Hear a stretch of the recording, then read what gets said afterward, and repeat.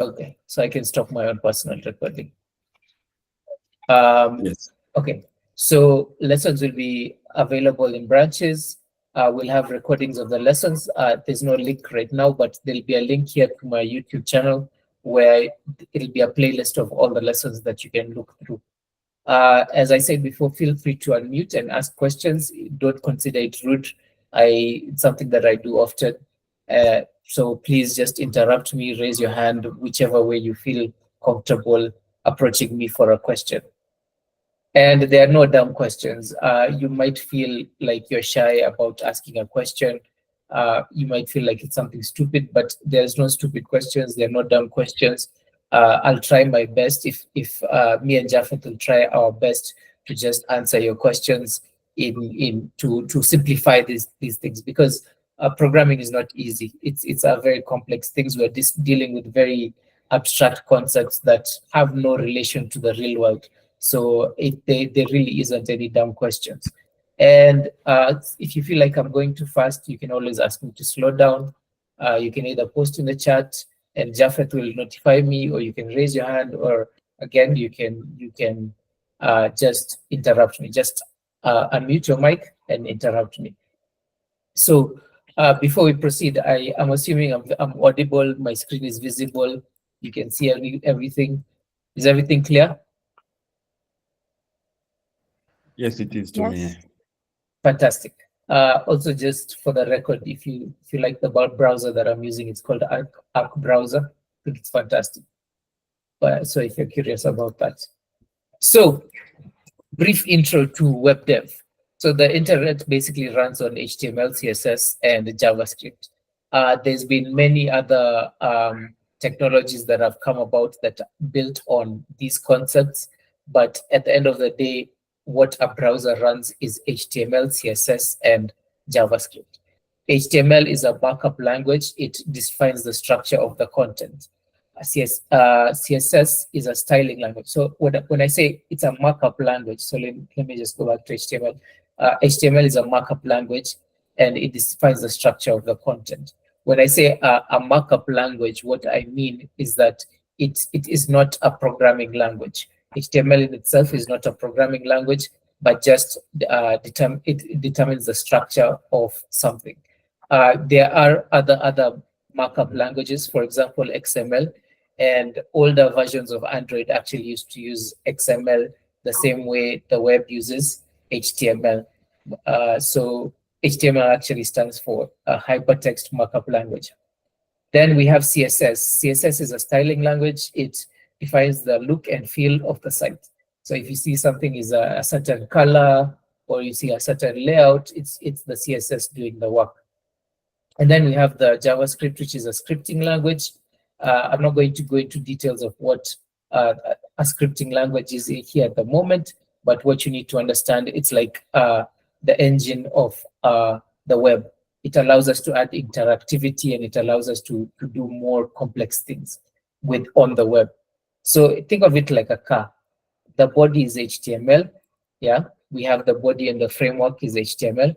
The styling, like the paint, the leather, the leather seats, whether the rims look nice or not, whether it has AC, whether it has a nice looking exterior. If the bodywork looks nice, that's CSS working.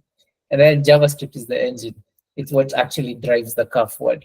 So you can think of the web like a car. Each website is a car, and it has these three components. Yeah. So let's start with HTML. HTML consists of elements, and elements are defined within tags. So when you see something like this, and when you see something like that, that's called a tag. And the entirety of this is called an element, right?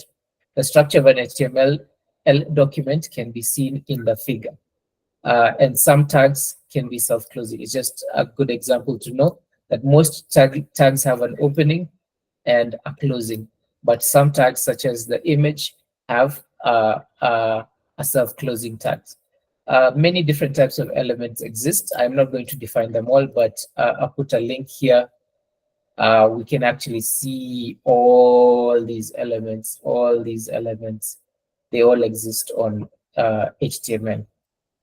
They're all supported versions. When you see a dustbin next to it, that means it's deprecated. It's not recommended that you use it anymore. But in general, these are the elements we have available to us in HTML. By the way, this is MDN web docs. That's Mozilla documentation. I think this is the best documentation for the web on the internet. You also have W3 Schools, which shows up. I'm sure you guys have seen it. If you've Googled something on the web, you'll see a website called W3 Schools. I don't particularly like that. I don't think it's as good as MDN documentation. So we're going to start off. So let me talk about the structure of an HTML document first of all. So we have our opening tag, and this tells the browser it's an actual HTML element. Then we open our HTML tag here, and we close it here. And here we set our language to English. We just set it here. Then we have our head, and we have our body.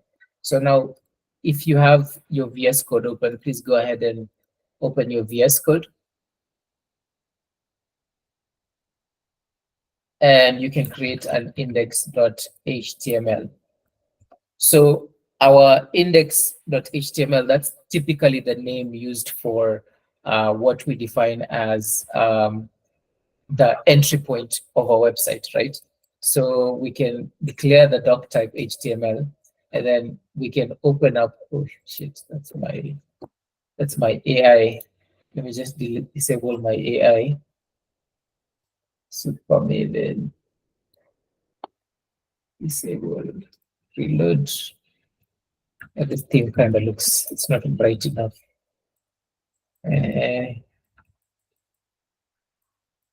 What's a good theme? Guys, I need help choosing a theme. Anyway, let's go with that one. So we've declared the doc type as HTML, right? And then we add a head. So now what is the head element? The head element actually allows us to determine the metadata of the element. So any information that is not going to be displayed on the page, but we want to add some context for the web page, we put inside the head element. Jafet, is this big enough, or should I zoom in kidogo? Just give me a thumbs up if I should zoom in kidogo. Or yeah, that's okay. I mean, that's this one is okay. This one is okay. Yeah, sawa. So we can put in certain things like our title in here, and we can actually say my first web page. So our head contains all the data that we don't necessarily need to display in our web page, but it's good. We can even add a description. I think.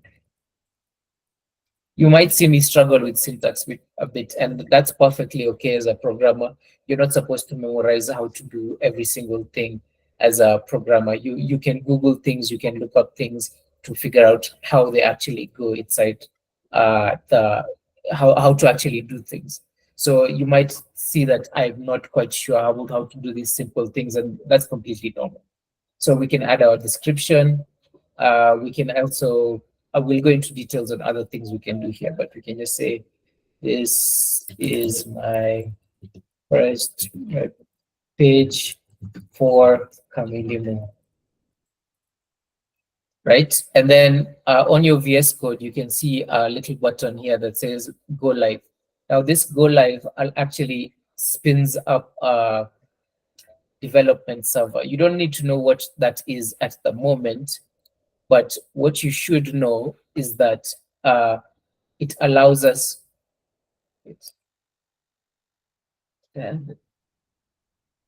Sorry. That actually shouldn't be visible. But anyway, I'm not sure why it's visible. But anyway, we can see that here, the title actually worked. We can see my first web page here, and we can actually start writing things inside. So below the head, where we put our metadata, we have our body. So now our actual content will go inside the body of the HTML document. And here we can use different HTML elements. You can say a heading, H1 stands for heading. We can see that. And we can see this is actually printed out. Hello world. We can have, let's say, an image. I'm giving you an example of self-closing tag. Let's just go to excel.com and search for any image. Okay, you can search for this one. We copy image link. So how we use the image tag is actually we have a source for the URL. This URL can be hosted live on your server. Like we can download the image and store it in our folder, or alternatively, we can get a URL from the internet and actually display it. So other properties of the image tag are like something like height. We can do 100 pixels by width, 200 pixels.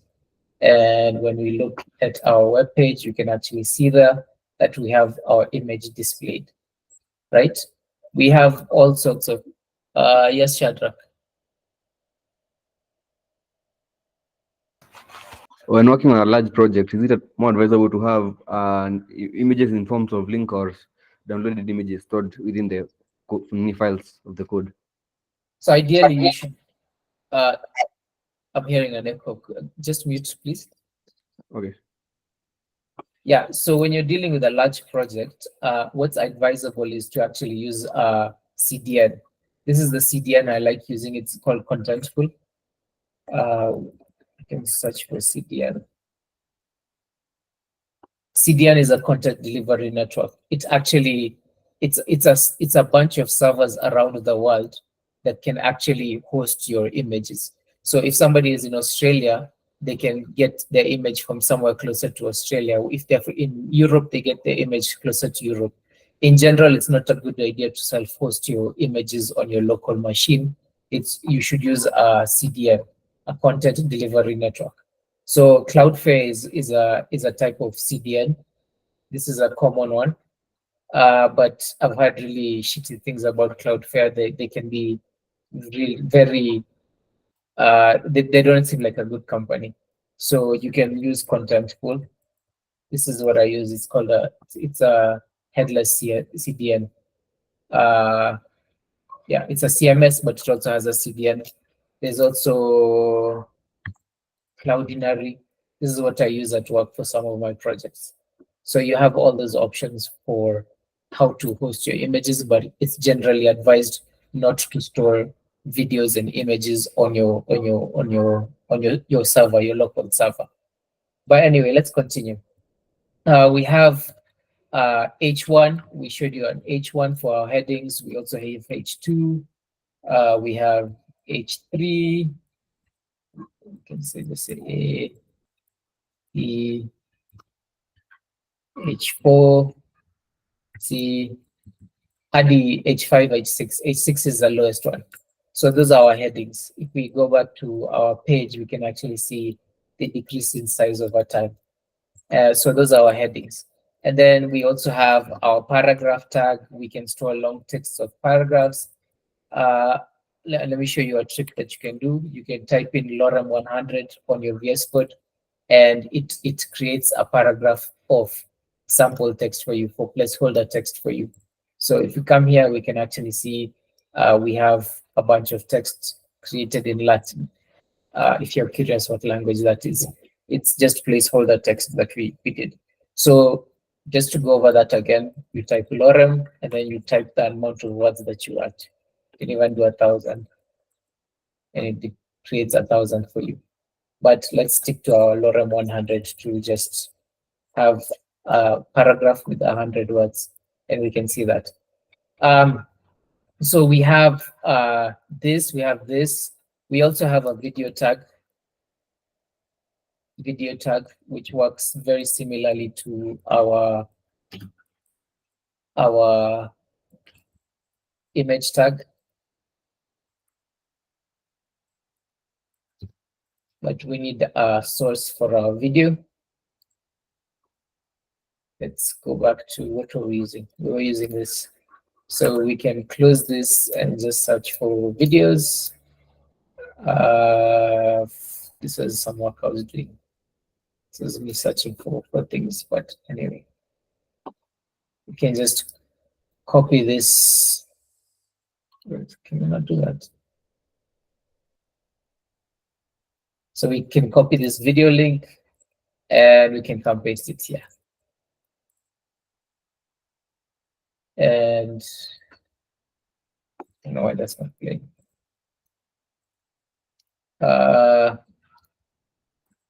Let's actually look up how to use a video tag, because I'm not sure why it's not playing. HTML.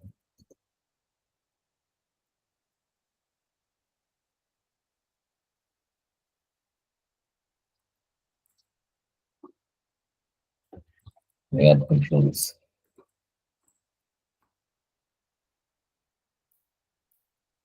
Yeah, so now our video is working because we added controls. Yeah. So yeah, this is the website I was telling you about. So if you're not sure how to use something, you can just Google it. And I told you there's W3 schools, but I prefer the MDN documentation. The MDN documentation is oftentimes a better resource, I feel. But you can see this video tag. Each one of these video tags has certain attributes like autoplay, controls, control list, cross origin. So I just want to clarify, this is what an attribute. This is an attribute. Yeah. So we have an element with an opening and closing tag, and these elements can sometimes have attributes. So like height, width, we can say disabled, or we have a whole bunch of them, and each HTML element has different ones. So I'm going to show you more about HTML elements by talking about inputs, type, texts. We can have, okay. And then we can say this is type tell. We can say this is type email. We can say type checkbox, input type, the type of radio. See, there's all these types of inputs. You can even have password. You can have an input of type file, email, color. Let's just look at those, how they look. So our input elements allow us to, why isn't it showing our inputs? Why? Here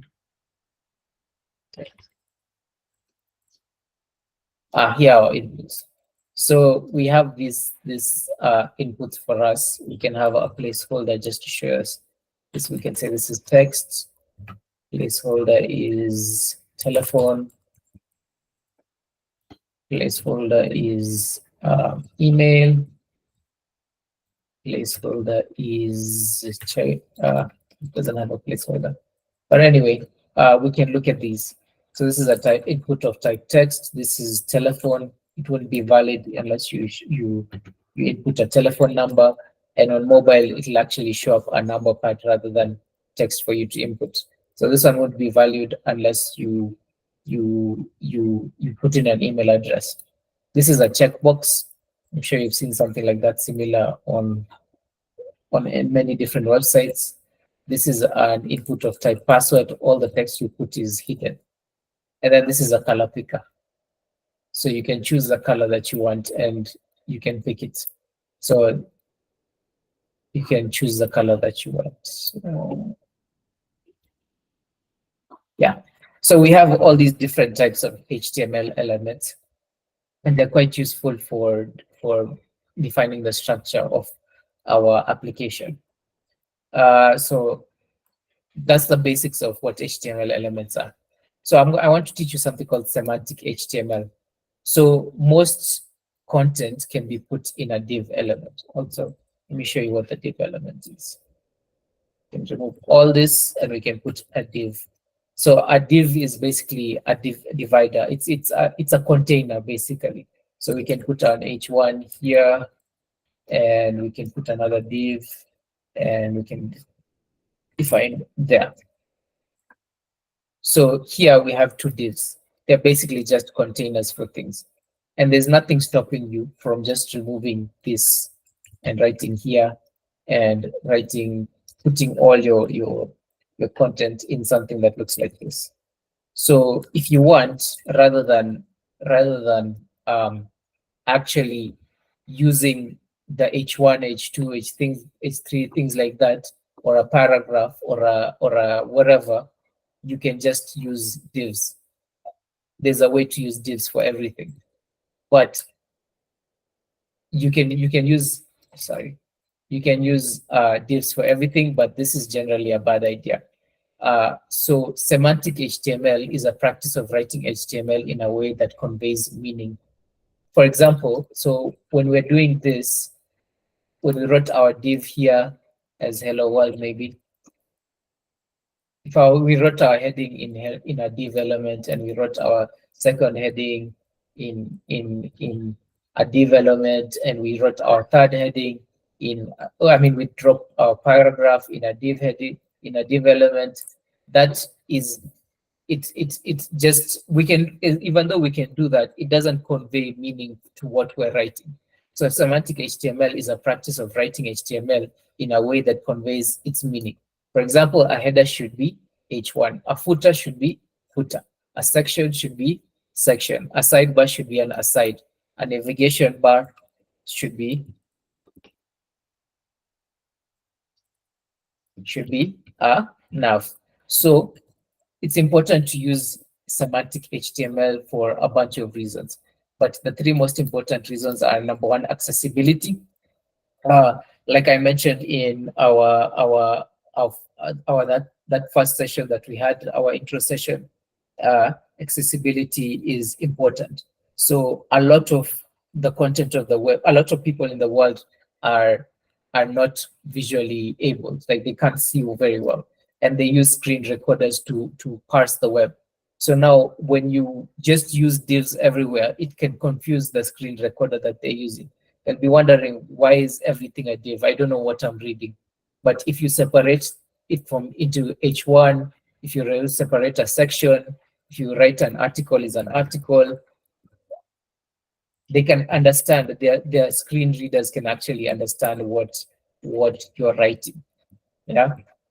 So it's good for accessibility. And it's also good for search engine optimization. So if you want your results to, let's say, places to eat in Nairobi, just an example. If we write that, our top search results is TripAdvisor, because they've optimized their website for the search engine. That's what search engine optimization is. So if you write semantic HTML, Google is more likely to rank you higher on their website, which means more clicks to your site, which means more revenue or more views or whatever it is. You get more of it you get more clicks from the search engine. It's also good for code readability and maintainability. So when you look at the difference between this, and you look at the difference between this, H1 is a heading, and when you look here, this is subheading, and we write a paragraph, and we write 100. We can see, we can see that this is actually, this makes a lot more sense than this. When I'm looking at this, I don't know what the structure of the document is. It just looks like div soup to me. It's just divs. That doesn't make any sense to me. But if I look at this, I can see, oh, we have a heading, and then we have a subheading, and then we have a paragraph below. That makes a lot of sense to me. Yeah. One other thing I wanted to mention on HTML is that we can remove this. And what if we want to write something in our code, but we don't want it to display? you can use comments for that. So how you write a comment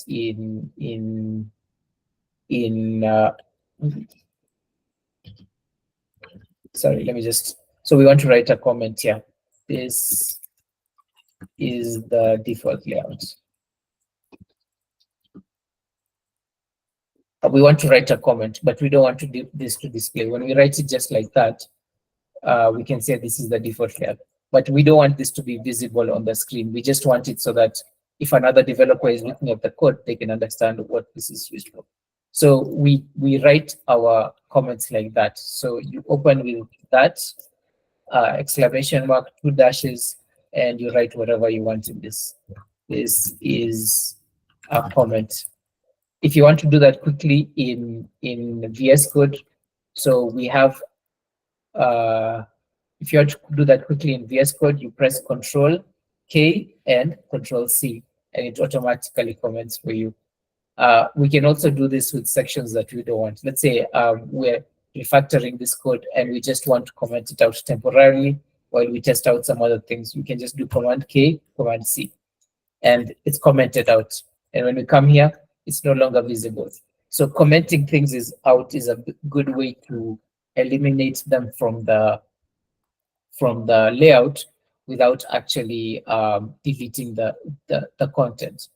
So to uncomment, you press KU and it's back. So that's just a small trick that you can use to learn.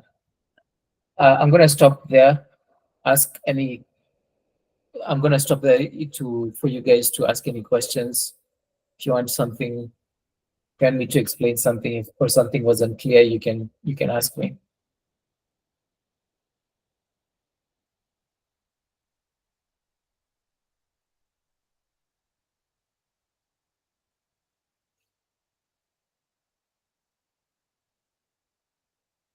Sharon, is everything clear so far? Yeah, so far everything is clear. Perfect. So we can move on to CSS. CSS stands for Cascading Style Sheets, and it allows us to determine the look and feel of the content. That's what I mentioned before. And it's easy to learn, but it's very hard to master. There's some wizards that do crazy things with CSS. They can do whole cartoons, animated cartoons with CSS, which is insane. But the thing is, CSS can be very frustrating. If you don't understand what's going wrong or why your layout is not displaying how it's supposed to, it can be very frustrating. But it helps if you understand what is actually going on. So I would encourage you guys to really understand CSS and actually figure out what's going on rather than just blindly experimenting, which can also work sometimes, but anyway. So CSS is defined using a selector and a block. Properties are separated with a colon, and some properties have shorthands to declare multiple values, I guess. So we have, for example, this is us styling our H1 tag. The highlighted section here is the selector, and the brackets, whatever is in the brackets is called a block. And then we have properties like color, and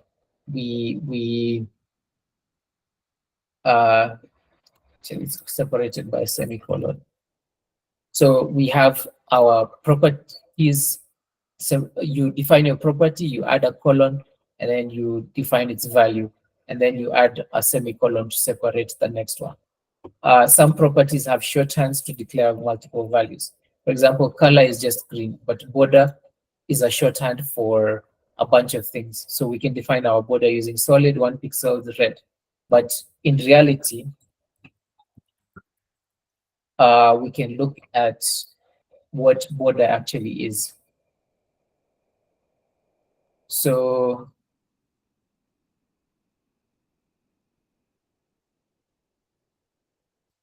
what this is actually for is,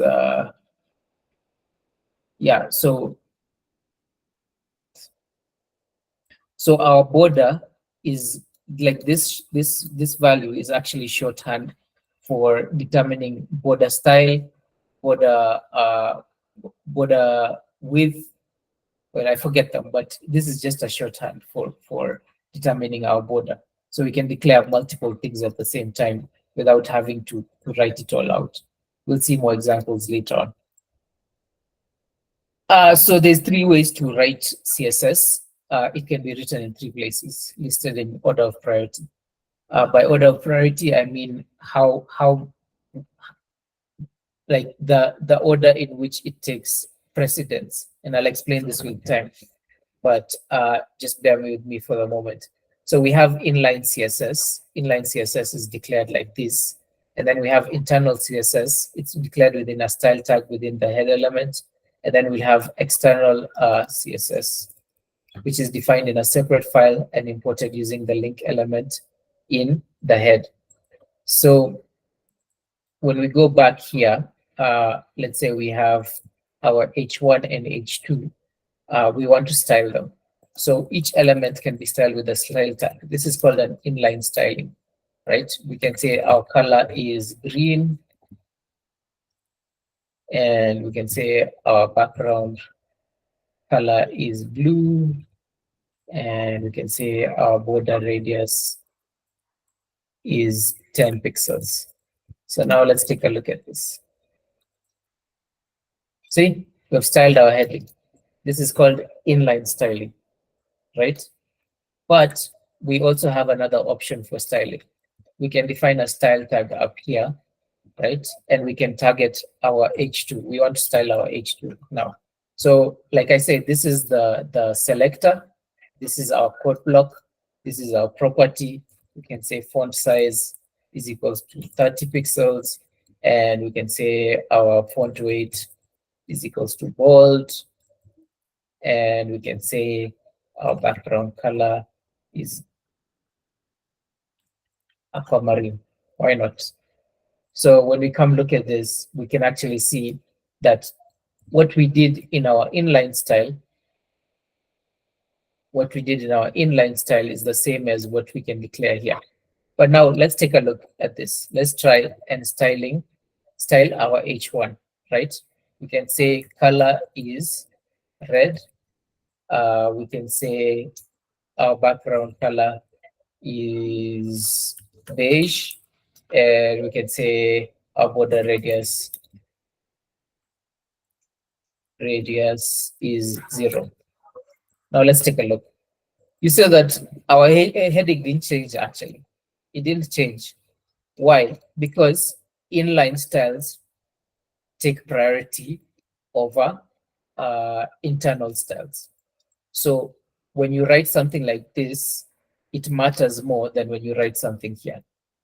Your browser will first check here, and then it'll say, oh, we're styling our H1 like this. And then it goes to the H1 and it says our H1 actually has inline styles. So we're going to use inline styles instead of our internal style that was determined up there, right? That's how we style things. But we also have another way of styling our elements, and that's using an external styles. So we can create a new file called index.css, right? And we can just say now our paragraph. We can define our paragraph, and we can say lorem 100 to populate our paragraph. Then we can come here and say we want our paragraph to be, actually we can just remove these things and we put them in our external style sheet. So now how do we import this? When we go back, we've removed all our styles. Actually, this one still has an inline style. We've removed all our styles, everything is unstyled. So now how do we bring back the styles if we have exported them outside here? We actually use the link, and then I think it's rel, and we say index. We point it to the direction of our file. So index.css. Is that enough? No, that wasn't enough. So let me Google this because I've forgotten the syntax. You know, the technologies and techniques I use at work are so different from this. Like most of the times we don't write basic CSS and HTML like this, but it's good to have a fundamental uh, fundamental knowledge on the basics. But typically, you won't be writing code like this. You'll be writing using a framework or something like that. And we will get to that, but bear with me because I forgot the syntax. Bear with me. Import external CSS file. Oh, there we go. That's the syntax. That's the syntax. So we say link, and then we say rel. We're determining it. It's a style sheet, and we're saying href means the path of it, where we can find the. See, this attribute specifies the URL of the linked resource. A URL can be absolute or relative. Whether this is a useful technique, you can hover over any element, and it can actually tell you what that element does. The title element presents this and this and that. When you click on it, it actually takes you to the MDN docs, like I told you. Yeah, fantastic. VS Code is actually fantastic for learning. So yeah, we change the name to index.css and we import it. And yeah, our styles are back. So we have 3 ways of determining the styles of writing CSS. We can do it inline, like I showed you here. We can do it internal, inside the head, and we can do it external. Those are the 3 ways of writing CSS. So CSS selectors are used to determine which element we are targeting. CSS elements can be grouped by separating them with a comma. We have the universal selector, which is a star. We have a type selector, which is basically just the type of the element. We have a class selector, which is prefixed with a period or a full stop. We have an example of that. We have an ID selector prefixed with a hash, and we have an attribute selector encased in square brackets. So I just basically rushed through that, but let me explain now what we're actually doing. So let's start with a clean sheet, right? Then we have the universal selector. That means we're selecting every single element on the page, and we're giving it a color of aquamarine. I think that's a valid. Actually, just green. We can give it green. And we've seen it's targeted every single thing on the page, and it's made it green. And I'm going to teach you another technique. You can inspect the element. Let's stick this to the right here. And this actually allows us to see the structure of our HTML page. We can see our HTML, we can see our body, we can see our head that we defined, we can see our subheading, and we can actually click on an actual element, and we can actually see this is why the color is green, because we selected everything and we gave it a color of green. Fantastic.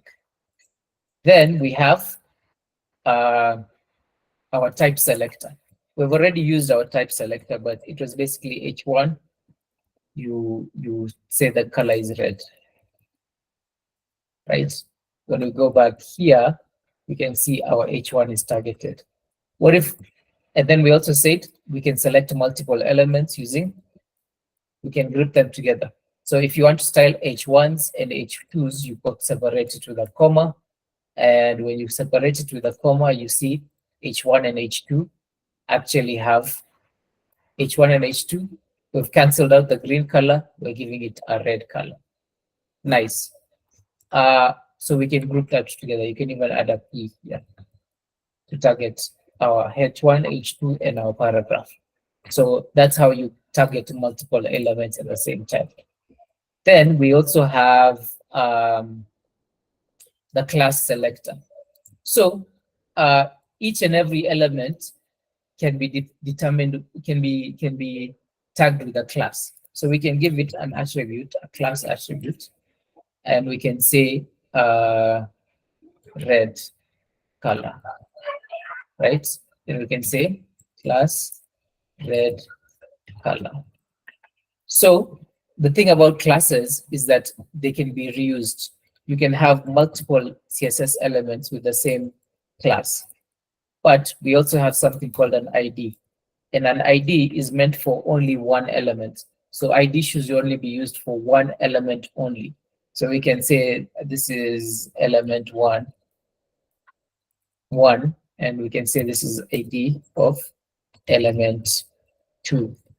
And we can say this is ID of element 3, right? So let's clear out these styles first, and then we look at how to target a specific class. So we can say, let's remove this class here first. We can say maybe green color, right? We can rename that to green color. So we can target a class by putting a full stop.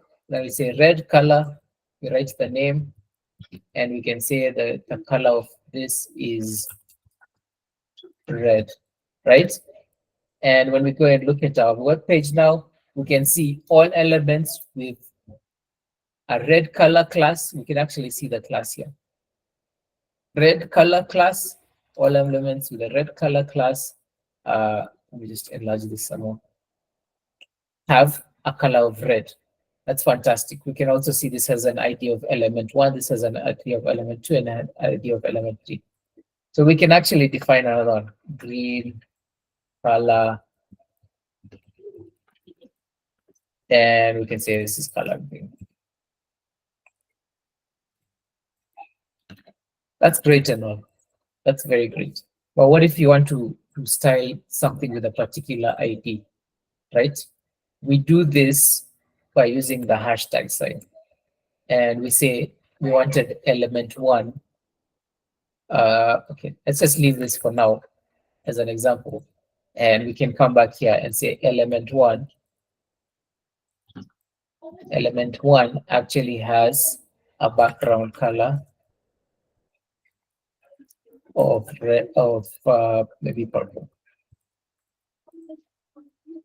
So we can actually see we're targeting our ID using the hashtag sign. And we can do the same for this element 2. We can say the background color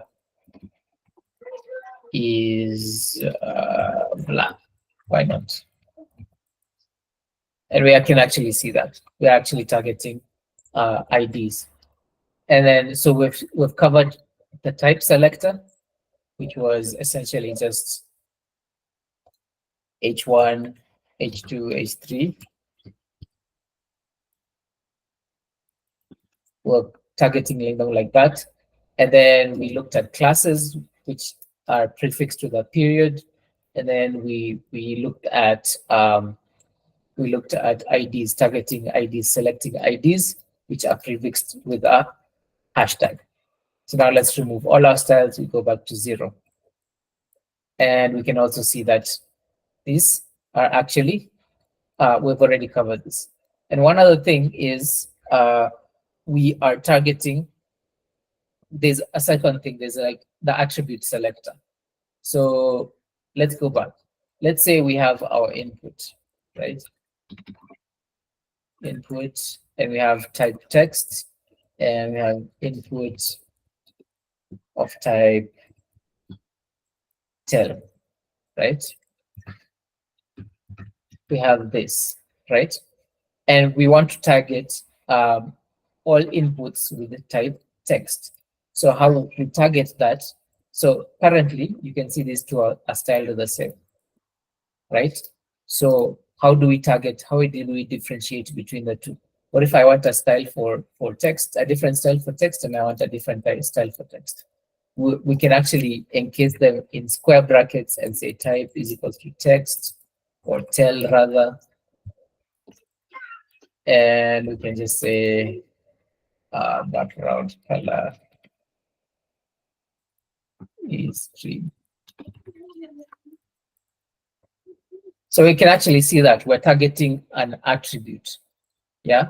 So before we are targeting, we can actually target attributes. And this can work for anything, right? But as long as it has an attribute, we can target it. And you can do some pretty advanced things with this. All right, give me a second. I have to go do something quickly, but I'll be right back. But in the meantime, if you have any questions, you can ask Jafet, but I'll be right back. I just need to go do something for my system. Okay, Abdul, thank you very much. So anyone has any question or anything to add? Okay, Sharon. So I have an addition and a question. Okay. So the addition is when using the external CSS, you can Yes. use the word important to override any internal CSS, inline CSS. Yes. Yeah. And then also there's usually sometimes if you have, let's say when you're working on a nav bar and then you have the tag nav, and then inside the tag nav you have UL, and then inside UL you have the LI link. So for let's say you give the LI link a class name of nav link. So sometimes when you try to just put styling on nav link only, it refuses, and then you have to add nav, UL, and then nav link. So I don't know how that usually works. So So- more of your okay. No, okay, Jafet, go ahead. Okay, you can no just ask. You can repeat the question, Sharon. Abdul, you're back. Yeah, I'm back. It was just something short I needed to do. I will say when you have a block of code, so you have a nav link, a nav, then inside the nav you have UL, and then inside UL you have LI. Then in the LI you give it a class name, nav link.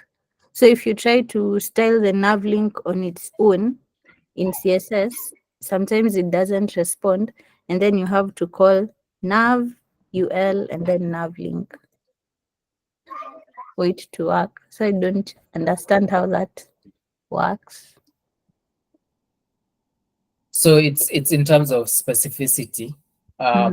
The thing about CSS styles is that the CSS style declared later takes priority over the CSS style earlier. We talked about priority before, and we have inline CSS, internal CSS, and external CSS.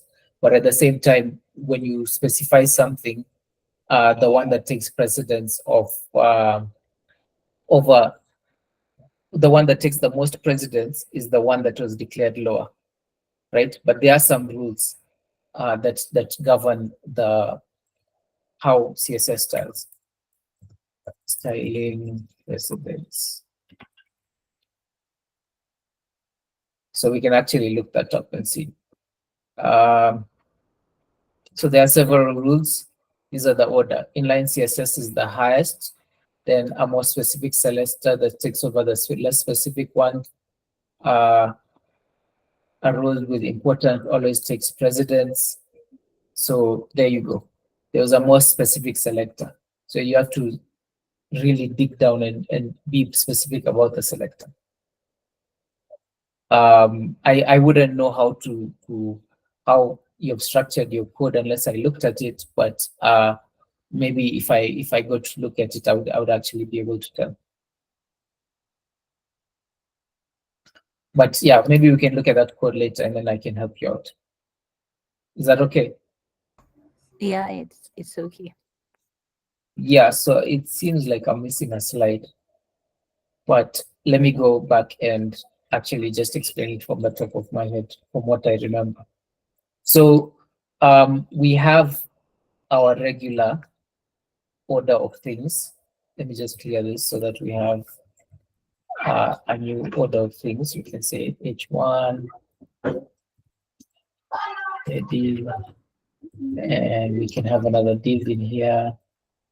And then inside the div, we have an H2, and this is subheading.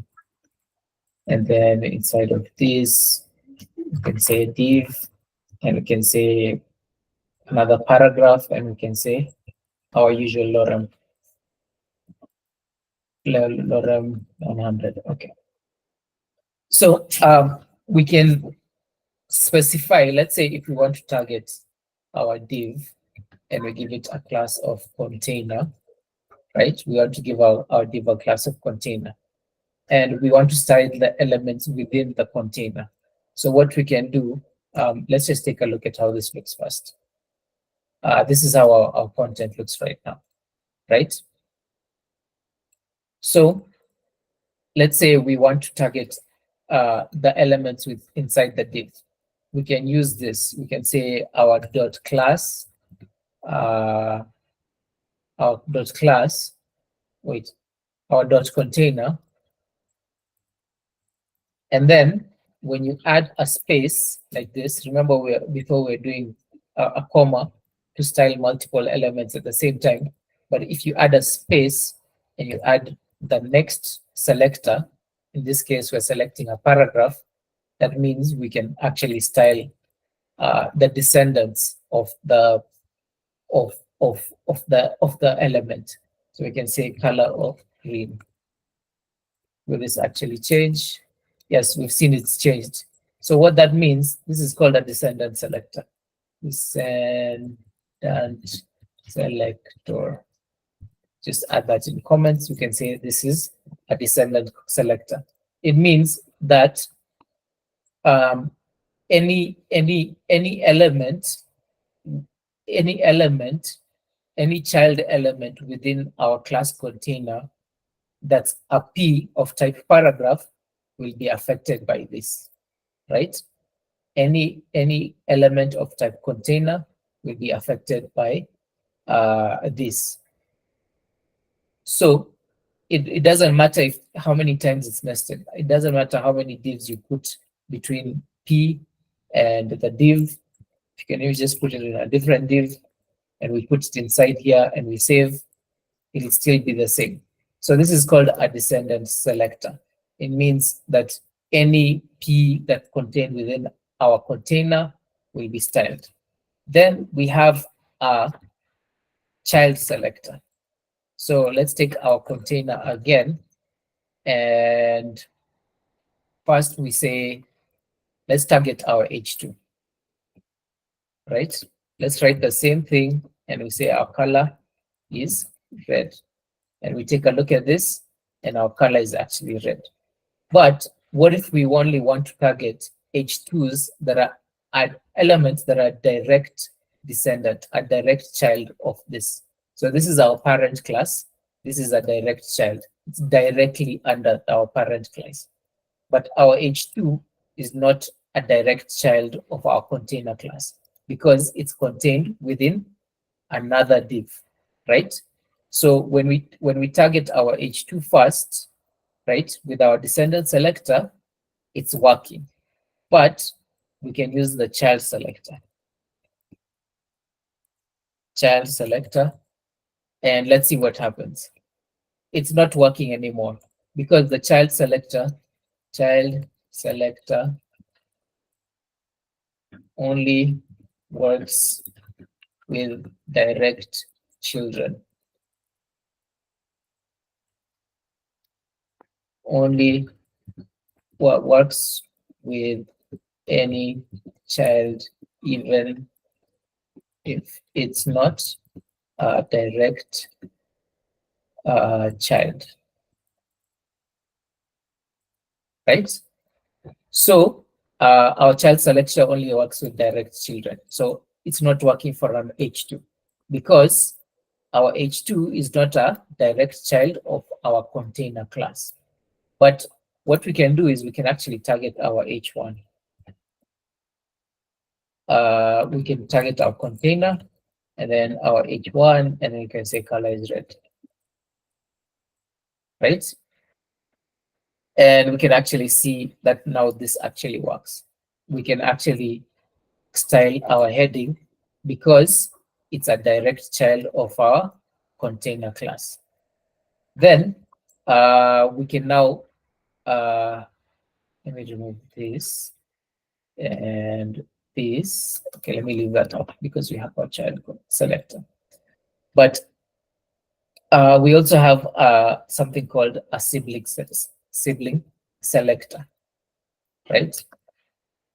We can say our div here, and we can say content is content. And when we look at this, we can see our content is actually here.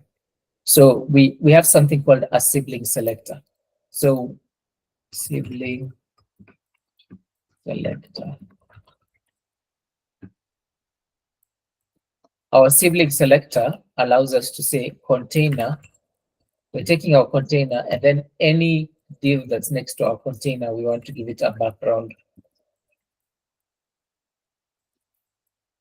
of red. And we can actually see we're not applying styles directly to this div, but because it's a sibling of this, then it'll work, right? But what if we put a div before this? And we say this div is before. Yeah, let's look at the content here. So what we're seeing is that our next sibling is being styled, but our previous sibling is not being styled. So when we use the plus symbol, it's the next sibling, right? It's not any previous sibling. And this means that even though this is a sibling of this one, because it comes before this one, it's not going to be styled. Because it comes before our container, it's not going to be styled. Only the sibling that comes after is going to be styled. So what if we want to style that one as well? We use the tilde symbol, which is the, okay, maybe that doesn't work. That didn't work. Anyway, I'm not sure how it works, but there's a tilde symbol as well. Maybe we can ask ChatGPT. Let's ask ChatGPT about this. Whether ChatGPT is a great resource. You can just open up a new text and say, teach me about sibling selectors in CSS. See, now this is an adjacent sibling selector, the one I showed you. And this is a general sibling selector, selects all elements that are siblings of a specified comment following it in the document. Okay, so my bad. I misunderstood how it works. So if this one comes here, and we use the tilde, yeah, this should work. So if it comes before, we have our direct adjacent sibling selector. When we use the plus, it will only style the first one. But when we use the tilde, it will style any sibling coming after it. But the plus will only style adjacent sibling selector. This will only target the next element. Did you see that? But our general sibling selector, which is a container, then we put a tilde, and we say a div background green.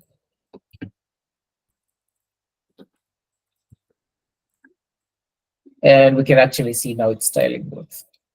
Yeah. So yeah, there's what else? Okay, those are the two sibling selectors. Let's move on to pseudo classes. So we've talked about, we talked about this. I missed that slide where I supposed to talk about adjacent selectors. But anyway, so our next type of selectors are pseudo classes. Pseudo classes are used to define the special state of an element. A separate selector should be used as separate a selector using a colon, for example, p hover or input valid to be used. So here are some of examples of it. Is hover when an active element is over, invalid or valid when an input is valid or invalid, disabled when an element is disabled, first child or last child when the element is first or last in its group, or even and odd to select even and odd elements. So let's go through that. Let us go through that example. I'll save these, but now I want to say pseudo elements, pseudo classes. And we comment that out and we say container, or rather, let's target the H2. Our H2, when we, or rather, let's target our paragraph. When we say our paragraph is hovered over, we want its color to be purple. We say our color is purple. Let's try that. Can you see that? So when we hover over our paragraph, our color is purple. Yeah. So that's what is known as a pseudo class. Let's try some other pseudo classes, right? We can delete this content and we can have another div. And we'll teach you about a new element. It's called the UL, which is unordered list. And these are our list and elements. So you can say 1, you can say 2, or let me teach you a new technique.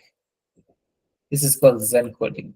You can type the name of the element on your VS Code and you do a star, you multiply it by, and we can say 5, or let's say 6.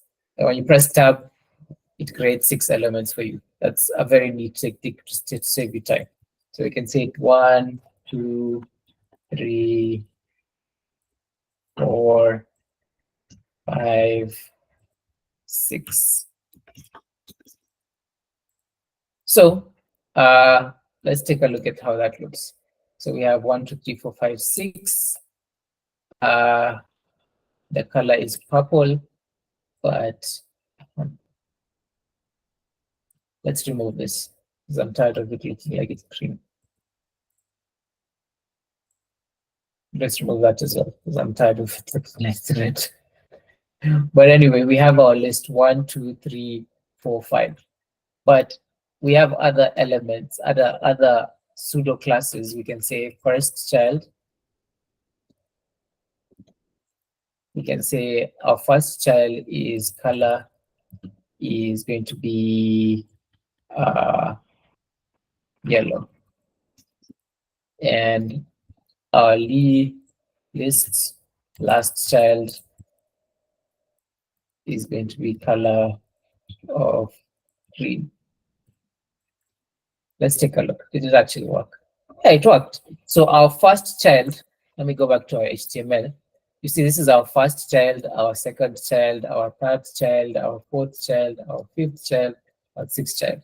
This one is the first one, and this one is the last one. And when we target them, we say our list of first child is yellow and our list of last child is green. And we can actually see we've targeted them using pseudo classes. Our first child is yellow and our last child is green. And we can actually do a bunch of other things. We can say nth child number 3, and we can say our color is purple. So that means when we use the nth child pseudo class, we're saying number 1, 2, 3, the third child, we want to style it. And when we actually look at this, it's styled. Yeah. And then we also have things like, let me just comment this out for now. Okay, maybe let's not comment this out for now. We can just say another style is called odd. This means it will target odd elements. And we can just say our background color is red. And we can say list our even, for our even children, we can say our background color is purple. Let's look at that. Didn't work.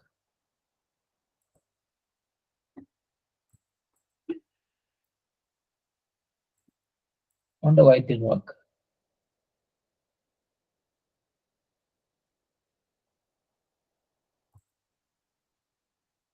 Let me look that up. Oops. Odd and even pseudo class. Let's look it up on Stack Overflow. Oh, my bad. I misunderstood how to use it, the syntax. So instead of writing that, you say nth child, odd, and we say nth child, even. Let's see if that worked.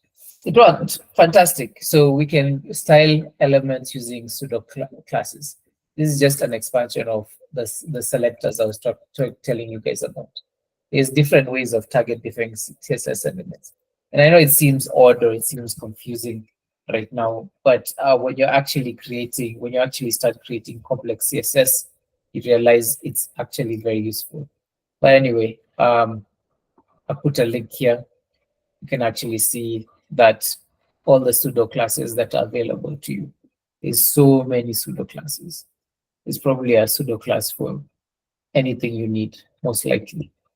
But anyway, back to that. There's also something called pseudo elements. I want you to differentiate between pseudo classes and pseudo elements. So pseudo elements are different from pseudo classes. They're used to style this specific parts of an element and are denoted with a double colon. So for example, P double colon before and div double colon after, and H1 double colon first letter. And you can read about them in this link. I'm not going to go through them, but it's just something important that you should know.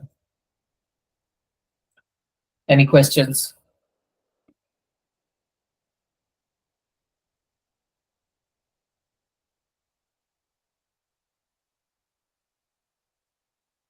Okay, no questions. So when understanding HTML elements, it's very important to understand the box model, the CSS box model.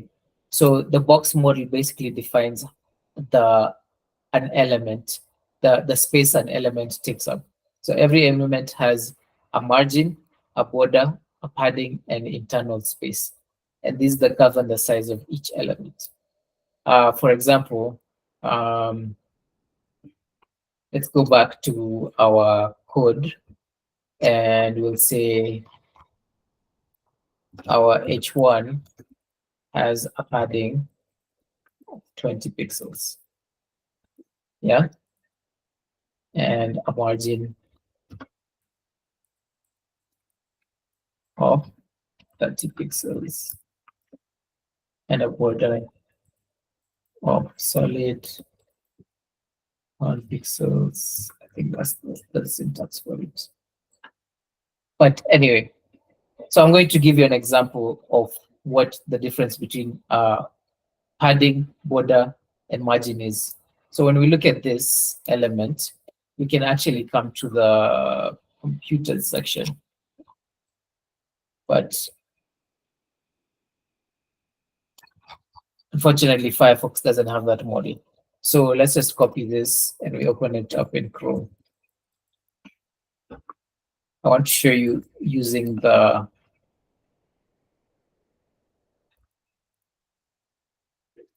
Chrome developer tools, right? I want to show you. So you can select, by these developer tools will be your best friend. They help you debugging and understanding how your code is working and how to actually fix it. So we have all these aspects of it. Most of the times you're going to be looking at elements, but you can also look at the console. You can look at the sources to look at the files themselves that are being sent. You can look for any network requests. You can even start profiling your performance memory. Most of the times you'll even need to look at applications to look at cookies if you think something is going wrong with your cookies. But anyway, we're going to use our element selector, and we're actually going to target our heading. Now, you remember we gave, this is our heading size. This is the actual internal space that it's taking, right? Then it has a padding.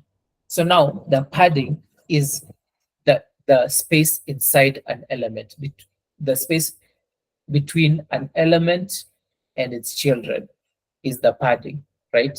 So we have our text in here. It's padded by 20 pixels, and that's inside the element itself, right?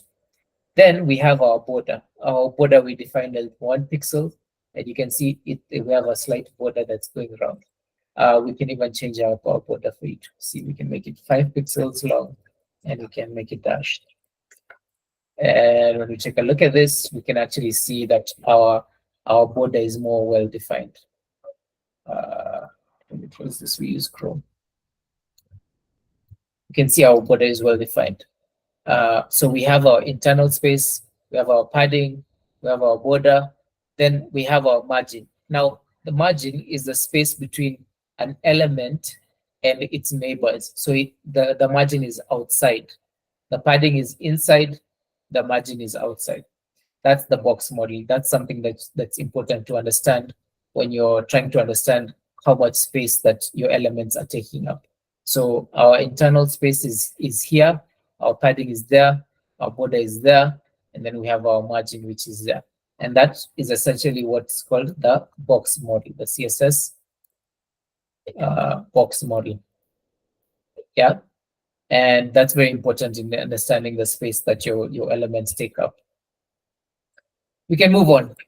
So you've seen me code and you've seen me determine things in pixels. Like we can say the height of H1, we can set a height of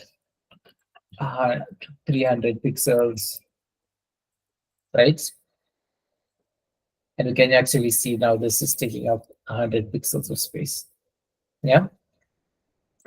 And you've seen me set font size as pixels and things like that. And that's a unit of elements. So CSS units determine the dimensions of HTML elements and their contents. So we have absolute units and we have relative units. We have absolute units are constant and do not change depending on the scale of the document. Examples of this are pixels, centimeters, inches, and points. So something to note is that CSS is not only used, HTML and CSS is not only used on the web, but it's also used in print media. So when you're having something that needs to be printed and styled with CSS, sometimes it doesn't make sense to use pixels. Sometimes it makes sense to use centimeters, inches, or points. So that's something to keep in mind. So pixels, centimeters, inches, and points, they never change, right? They're always absolute. A relative unit scale with the elements and the document scale. And examples of relative units are EM, which is font size of the parent element, REM, font size of the root element, VW, view width, view height, we have percentage, and we have CH, which is characters. I'm just going to run you through them quickly and give you examples of what I'm talking about. We'll clear this. Okay. Now, I'm going to add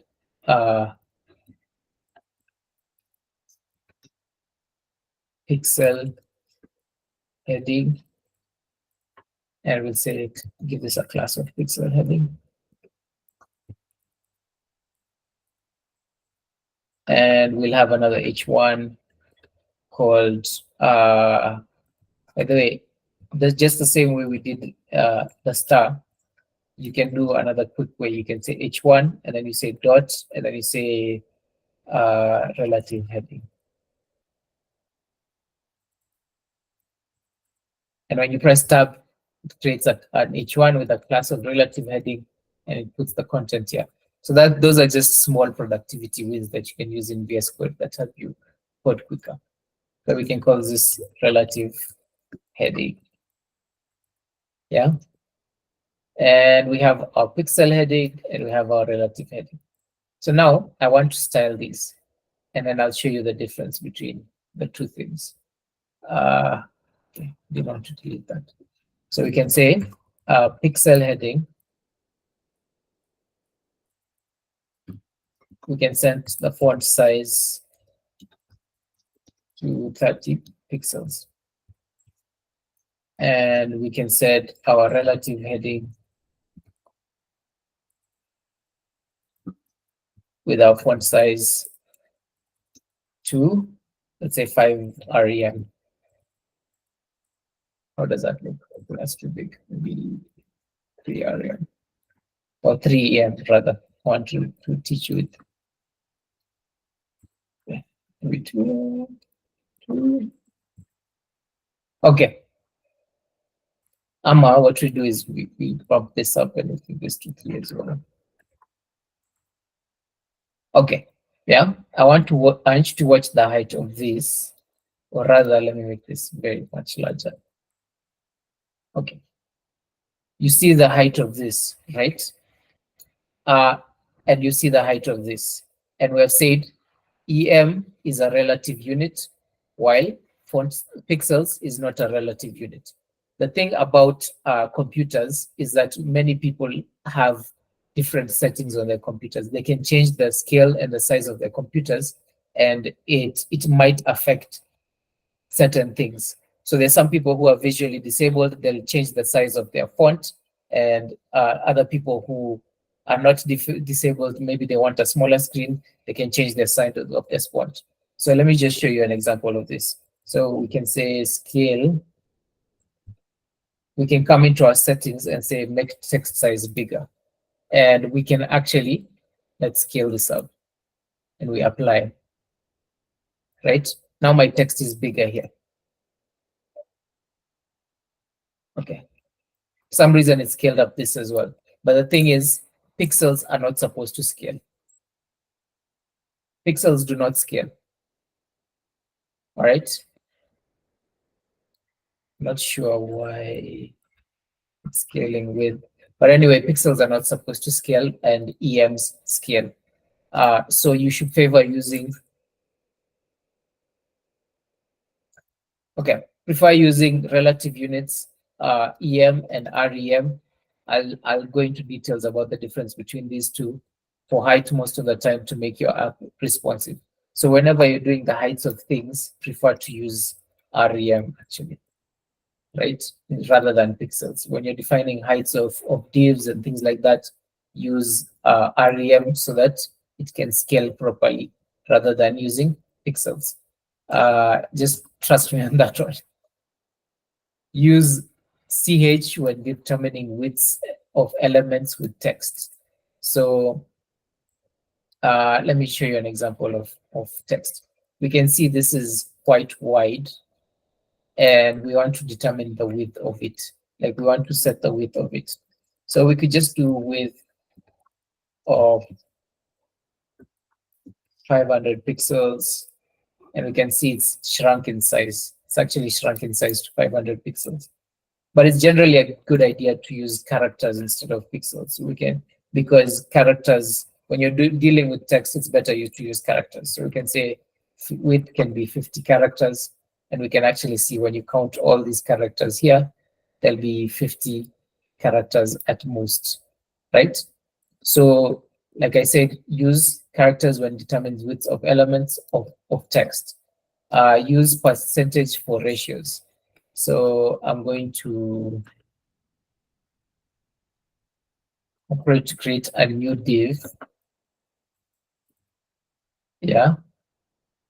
And we can say another div in here. And we can create a class of div1. Right? And we can actually target this div1. We can say div1 has a background color of purple, and we can say the height is 100 view height. So view height units are actually the height of the screen. So this is our screen, and when we use view height, we're actually we're setting the height and width based on the height and width of the screen.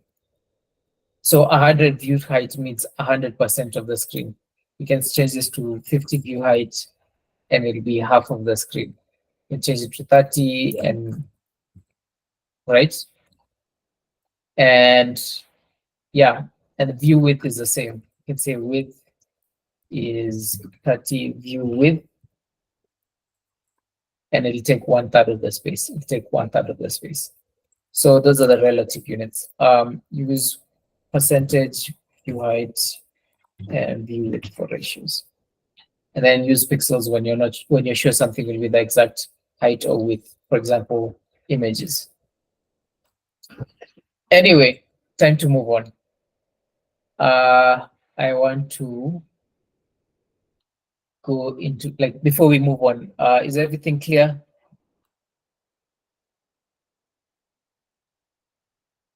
Still with me? Fantastic, fantastic. So we now move on to CSS Flex and just in general flow of HTML elements. I think this one has gotten quite crowded.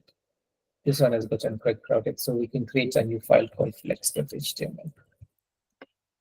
Right, and another trick to do is that you can press the exclamation key on your VS Code and press tab, and automatically it will generate an HTML document for you, right? And for this one, like I said, the head contains metadata.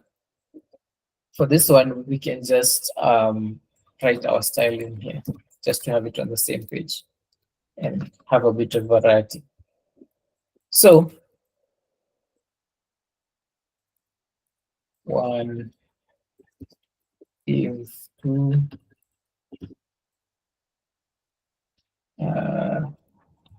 is three, and then we just wrap this in another div. Okay,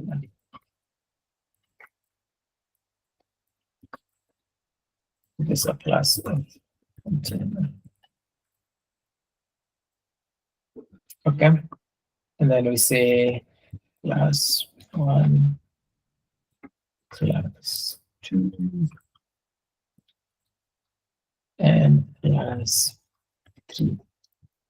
Then we say, come here, say one has a width of 100, okay, 100 width. It has a height. So let's leave the width out. We just give it a width of maybe 500 pixels. We give it a height of actually, I can do this div, and we say the width and height will go in here. We say it's 100 pixels and 500 pixels, right? And we can say now one has a background color of aqua, and then we copy this and we say two has a background color of, so just a color. Chandra, what's your favorite color?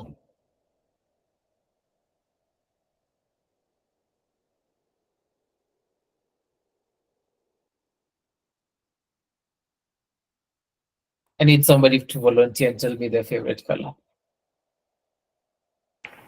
Pink. Fantastic. Pink. We need another volunteer. How about we just go with someone? Another volunteer. Orange. Sharon. Orange. Yeah. Thank you. So, okay.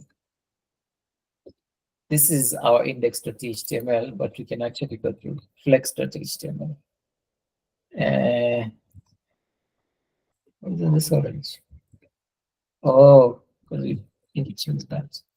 Maybe this is too large. We just make it 300 by 300 pixels.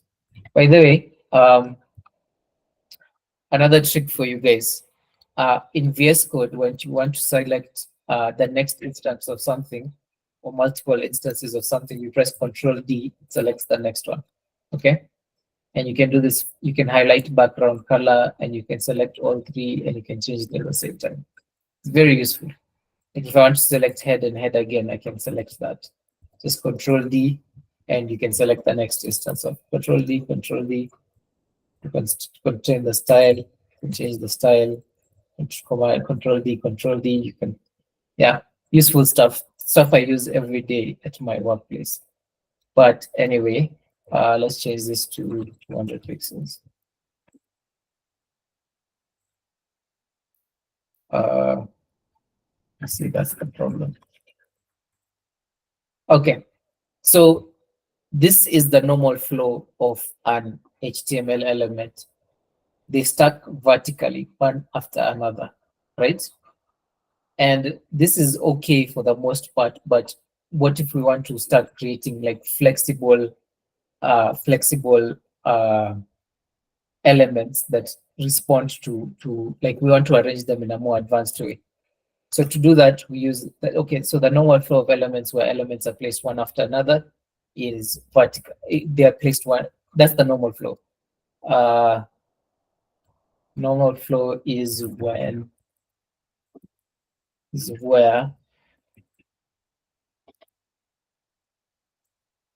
elements are placed one after the other vertically. We can see that here, 1, 2, 3. These are placed vertically one after another. So Flex allows us to use a flexible, responsive layout. So these are properties of note: flex direction, gap spacing, arranging the contacts between. We'll get to that. And then there's also flex wrap, which we'll also look at. So when we take our container, right? Sorry. We take our container. Let's add some space here just to make this cleaner. When we take our container and we set our display to flex, what happens? This is what happens. Yeah, it takes the normal flow and now things are now displayed horizontally instead of vertically. That's number one. Also, I see that our container has a smaller width. So we can say 100 billion.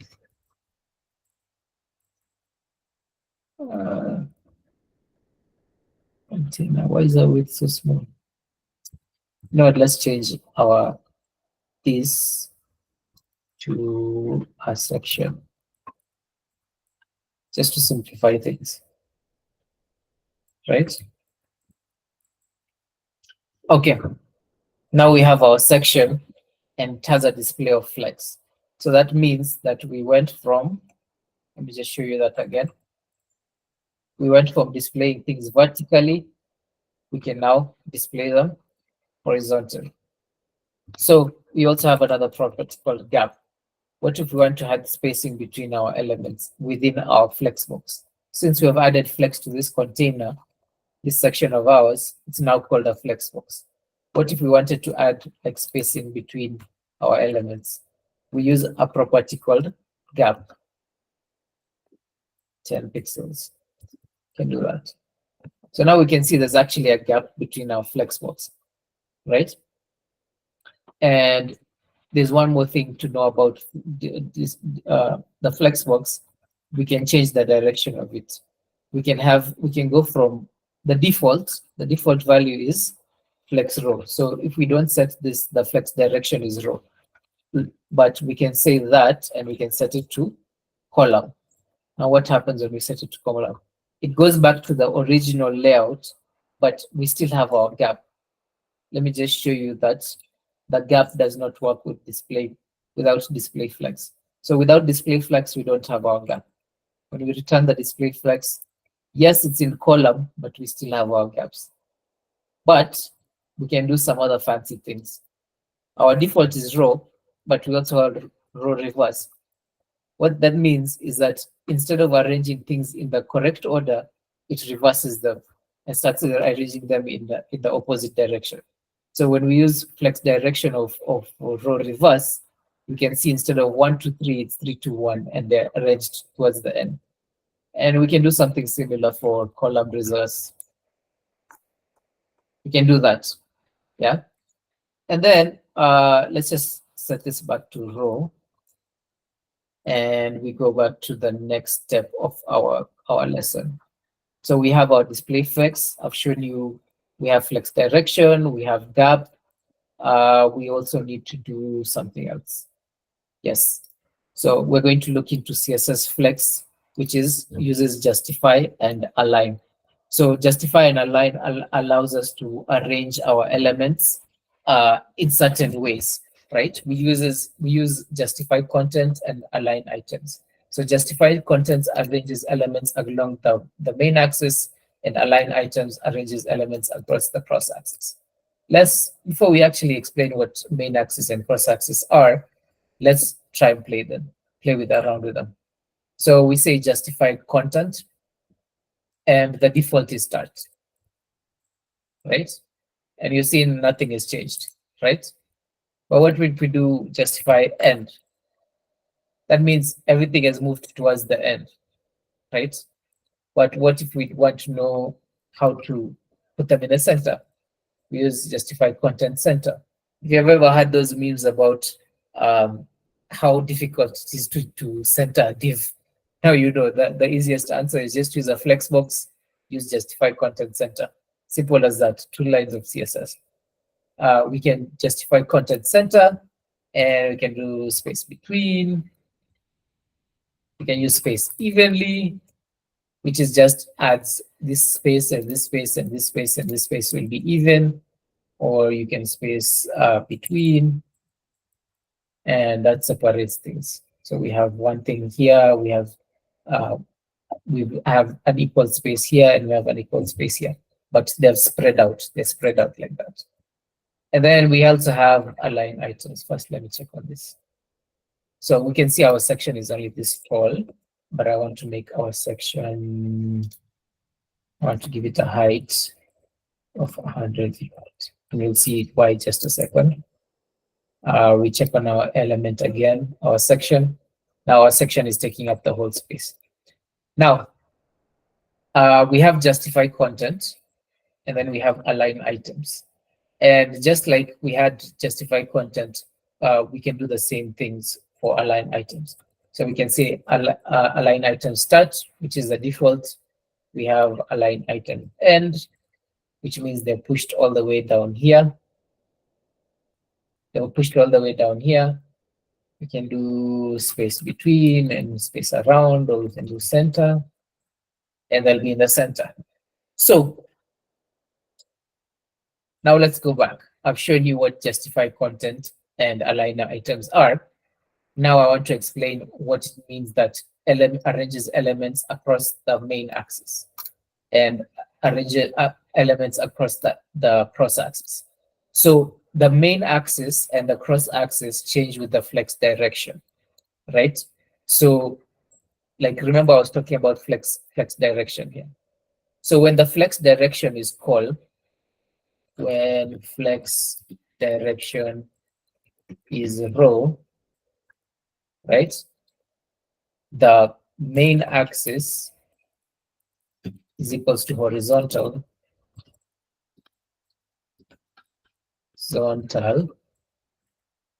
and the cross axis equals to vertical. Okay, so right now, I want to take that out and put it here, just to keep things neat. So right now, our main axis is horizontal. Our cross axis is vertical. Let me just remove this, right? So our main axis, when we justify content, we say end, it goes to the end. When we say start, equals to the start. And that is, you're seeing it's horizontal, right? But let's do something different. Let's change the flex direction to column. Now, now let's see what happens when we say justify content and see they've gone all the way. Okay, let me make this taller, 150 view height, and start that demo again. So you see our div is longer now, and we justify content at the start, ziko hapa juu. When we say justify content end, ziko chini. So you see the main axis and the cross axis, they changed with the flex direction. When we changed the flex direction to column, our justify content, the main axis became horizontal. And then our cross axis became vertical. And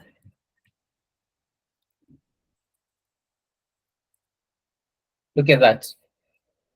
See? Do you see what I'm talking about? Let me just change this back to 100 view height. You see what I'm talking about? You see what happened? First, the main axis was horizontal.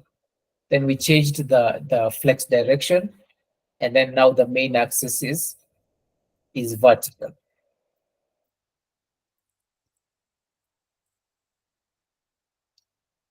Are you understanding me? Just give me a thumbs up if that's clear. I might go over it again. Sharon is good. Shadrach is good. Steve is good. Hulda is good. Fantastic. You guys are quick learners. I like that. So yeah, we have all these possible values. And you can actually look here. We can actually see there's a whole bunch of different aspects. There's center, there's start, there's flex end, left, right, normal, space between, space around, whatever. It's your own time, go read up on this. All right. One of our final topic is CSS transitions. So transitions are used to animate changes to an element, usually when an event occurs, such as hovering over an element.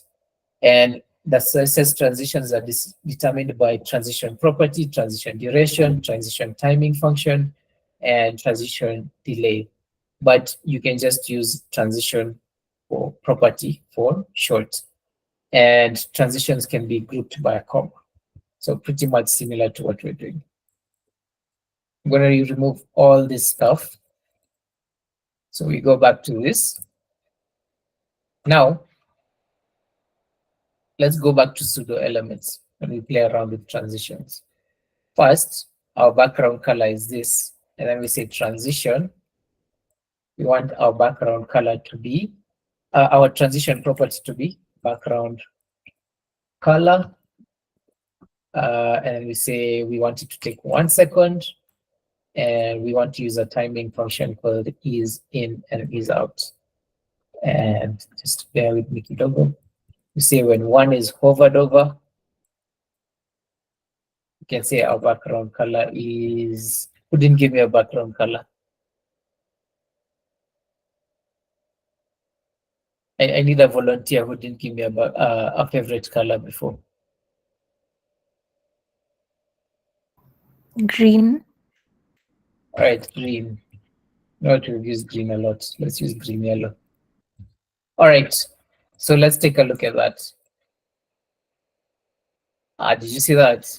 We hovered over it and the background color changed. So we could say, we could stretch this out and say transition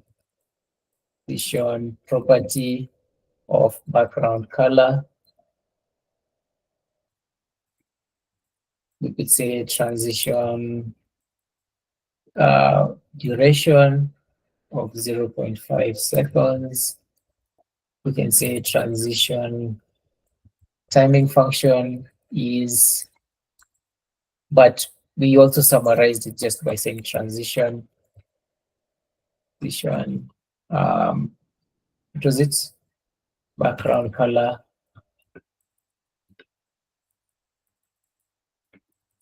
Zero 0.5 seconds and is. This whole thing is equivalent to this, right? We have a shorthand for doing this. And yeah, so now let's just look at that once more time. See, it transitions when we hover it. We can also transition a whole bunch of other things. We can transition a transform, can say scale of 0, scale of 1, and then we have a transform and we scale it to 2. And we can add a comma here and say transform. And then we can say this is 0.75 seconds. We can say is in and out. Let's take a look at it. See, we can transition different properties. We can transition different properties. Well, let's remove this. Can even do, just format this out so that it's still available for you guys. And we can say height is 1,000 pixels.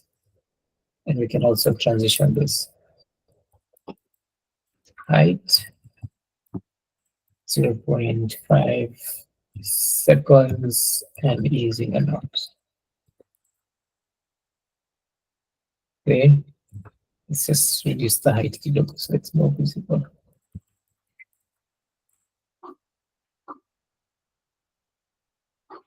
Pretty cool, huh?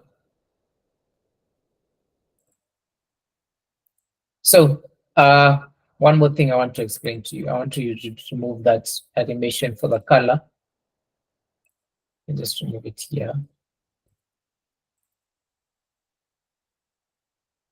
I want to explain to you the timing functions, right? So these are the way you animate things. Like a lot of animations get their character by their timing functions. So some of the options we have is in out, is in and is out, or we can even do linear. So a linear function means that the animation will remain constant throughout. Let's take a look at that. That's a very boring animation, right? It lacks character. We can add a bit of character to that animation by using a different timing function. For example, is. Did you see that? It looks a lot more bouncy, right? A lot more bouncy, a lot more personality. You can ease in and out.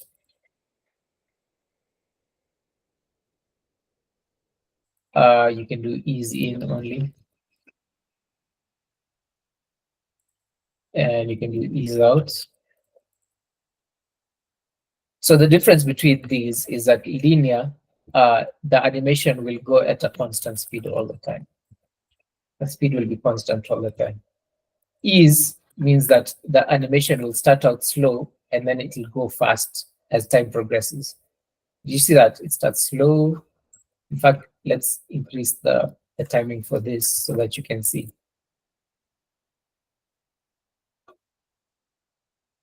You see, it starts out slow and then becomes fast. Starts out slow and then becomes fast. Then we have ease in, means that starts very slow and then becomes fast. Slow, fast. Then we have ease out. Starts fast and then becomes slow. Fast, slow. Then ease in out. Starts fast, then becomes slow, and becomes fast again. So that gives your animations a bit of personality, right? We have transitions. And we also have, let me just show you some transition easing functions. Transition timing functions. We all have a whole bunch of them. You can even define your own, like the cubic Bezier. There is cubic Bezier, which is a mathematical function.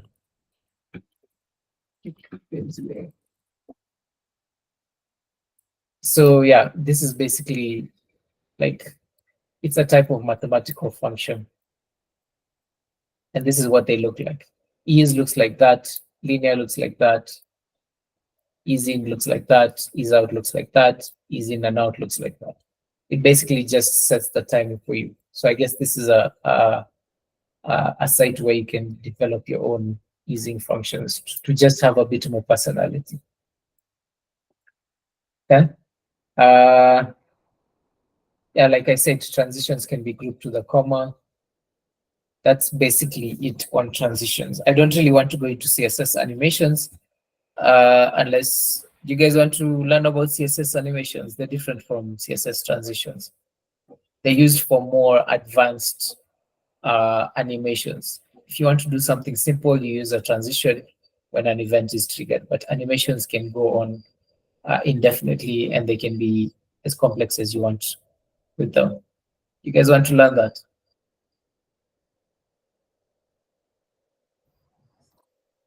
Yes. Yes. Okay, let's go for it. Let us go for it. To even remember the syntax.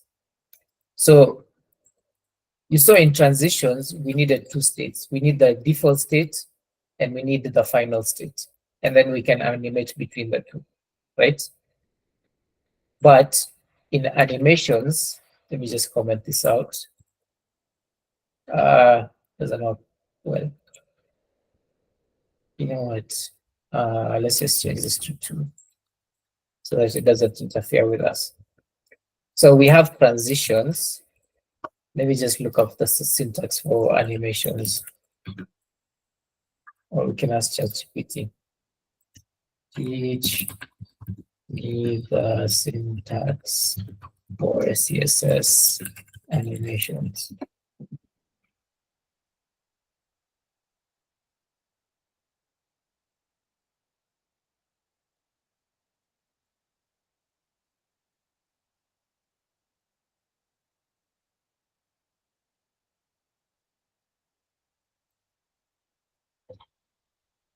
Okay, so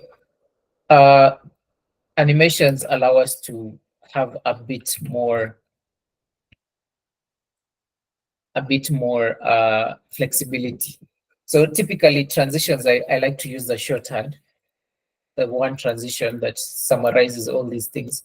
But animations, I like to define them one by one. So you know what? Let's leave that as 1. We'll do animations on 2, just to keep things clean and simple. So we have animation name, and we call this pinky animation. Let's call it pinky animation. Animation, right? And we can say animation duration, which can say it's 10 seconds. And then we can say animation delay. Oh, by the way, I forgot to tell you guys, you can add a delay. The final property in transition is a delay. So you can add a 0.5 seconds delay here. And when we go back to this, it will wait half a second and then remove. So the last property in transition is a delay. Okay. Anyway, animation direction forward. Then how do you loop it? There's a way you loop it. Animation iteration. So you define an animation name by first saying the animation name, and then you define all the properties for it. So you say keyframes, and then you put your animation name, pinky animation. Now animation allows us to do lots of complex things. Let me see this. Yeah, okay. So from, they allow us to do lots and lots of complex things. So from scale, transform, rotate, 0 to transform,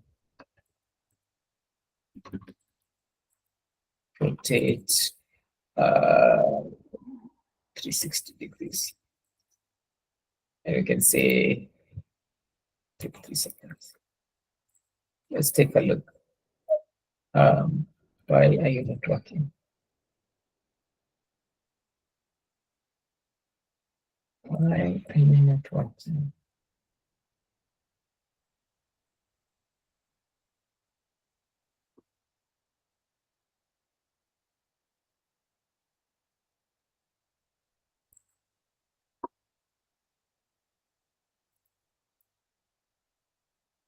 Stripe background color from pink to yellow green.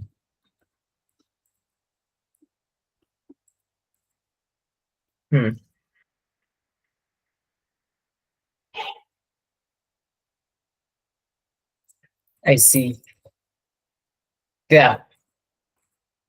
Now it was the second I was missing. I forgot to add a unit. Okay. You can either define it as seconds or 3 milliseconds. So 3 seconds. You can see over 3 seconds our thing does, and then it animates, it loops. But anyway, we can do some wild stuff like that. We can transform, rotate from 0 to transform, rotate to 360 degrees. And then we can say background color from pink to background color to blue, right? Why aren't you rotating?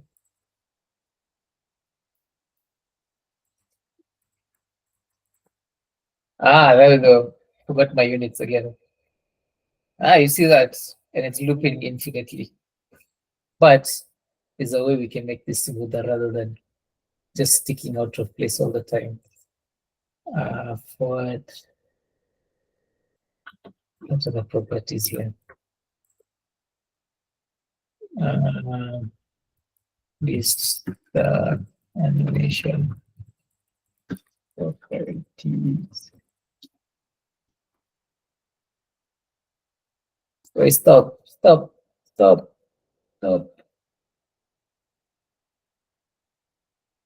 are we looking for?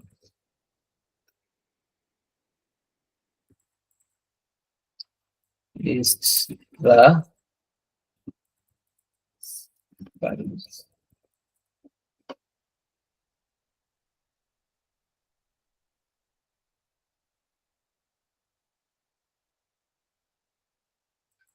So we can have alternate.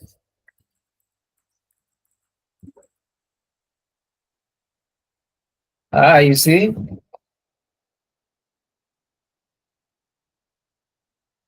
Okay, that's easy enough. We can take this, we can raise it to a better result. Instead of using from and to will just give us two properties. But we can use percentages now. We can use percentages. Let's say 10%. We want our background color to be red, and we want to say transform, translate X to be 500 pixels.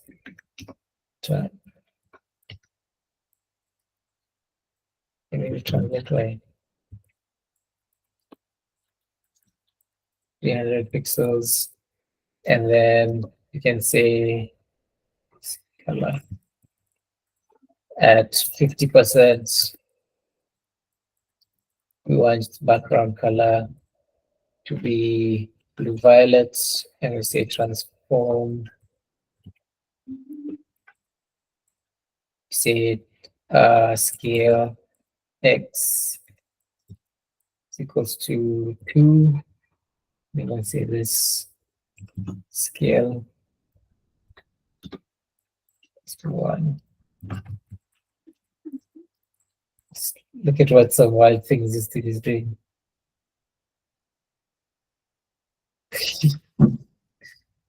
Crazy stuff. It's not rotating anymore. But anyway, let me explain this to you, what's happening. Let's actually stick to some simple things of just changing background colors. So what our keyframes does, when we define our animation, our keyframes allows us to determine the steps that the animation takes along the way. Yeah. So we take this duration, right? And we say at 0% of the duration, this should be the background color. At 10% of the duration, this should be the background color. At 50% of the duration, this should be the background color. And 100% of the duration, that should be the background color. And if we actually take a look, it's actually doing that. So this yellow, just to add contrast.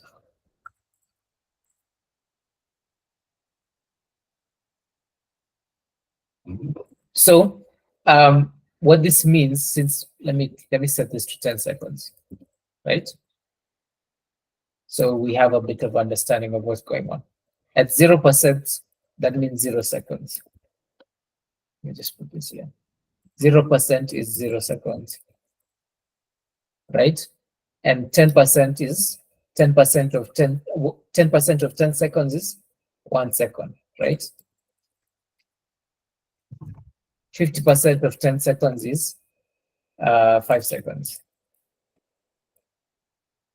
And at 100% of 10 seconds is 10 seconds. So we can see at 3 seconds, it's going to be, at 1 second, it's going to be red. At 55 seconds, it's going to be yellow.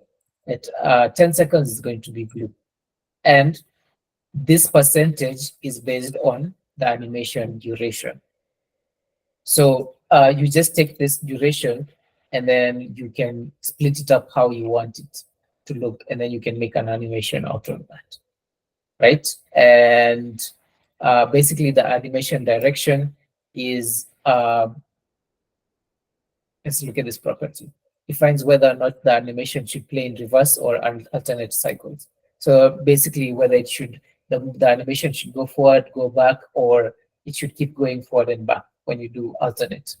Animation iteration count is how many times the animation should repeat.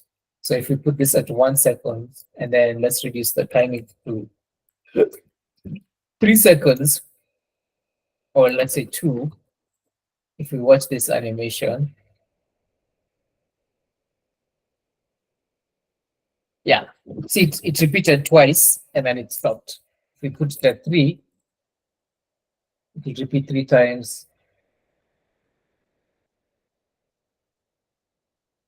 And then it'll stop, right? But if we put it on infinite, it will keep looping forever. So yeah, that's the basics of animation, basically. That's the basics of animation in CSS. We go back to our lesson. We can see our final slide is performance considerations. Most properties such as height, width, position cause the entire page to be repainted and reflowed. This means the browser must recalculate all properties of that element of the page. So typically when you change the height and width of an element, like how we're doing here, it's generally not good for performance. It might look good and it might suit what you need, but it's not good for performance. It will make your page slow as a result. So you should avoid using height, width, position, basically box, shadow, padding. All those things are very bad for performance. So you should limit your animations or properties to transform or opacity.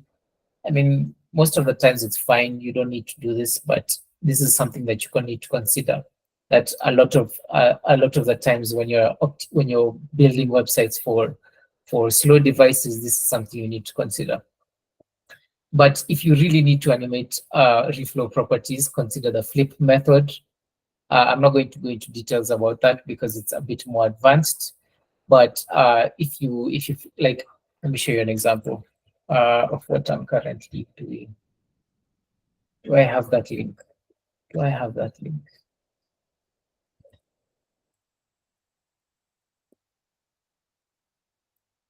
This is currently this is a freelance website I'm doing for a law firm. I just want to show you, this uses flip animations. This is actually quite performant because it uses flip animations. But essentially what flip animations are is that when we come here and we look at this, is that it's called first, last, invert, play. This is a bit more advanced. I wouldn't expect you to know this, but it's something to know. It's a way of animating things that require reflow in a way that is still performant. And this article basically just gives you an idea of how to do that. All right, that's the end of our lesson. We can open up our final round of questions or feedback. You can tell me your thoughts. If you think I made a mistake, if you think something was not clear, you can go ahead and give me that feedback. It's completely open. I'm not here to judge you. I'm not here to make you feel stupid. This is a safe space for you to express yourself. So you can give me feedback and you can ask any questions.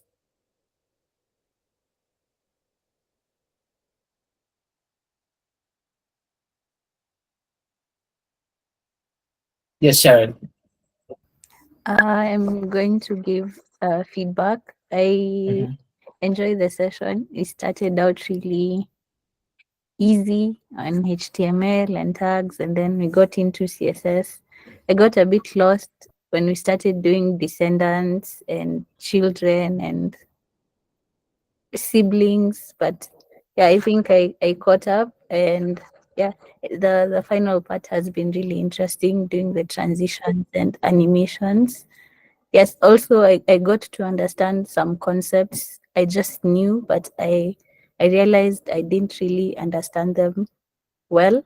So yeah, it's been really helpful, and it was yeah, really great. I'm really glad to hear that. That makes me very happy. Can you share what you knew but you didn't understand truly? What did you relearn that allowed you to? I think the box model. I was even thinking about it during the day. I was trying to remind myself about, because I saw someone say they were asked in an interview differences between padding and margin, and I was asking myself, oh, I really don't understand it well, but I've gotten to understand it better now. Also the part for one is Sorry? the one for the columns and the rows for the justify and align, how they interchange when you use column and how they interchange when you use row. Yeah. I think centering a div will be much easier now. Yeah. This part is a bit confusing. This part is confusing. It's always confusing. So I wanted to spend some time dealing with this. And by the way, this will be the end of HTML. This is just a very brief intro. As we go on with time, we'll really we'll learn more things, but this is a crash course. So this is not the end of our HTML and CSS journey. Great to finally understand. Yes, David.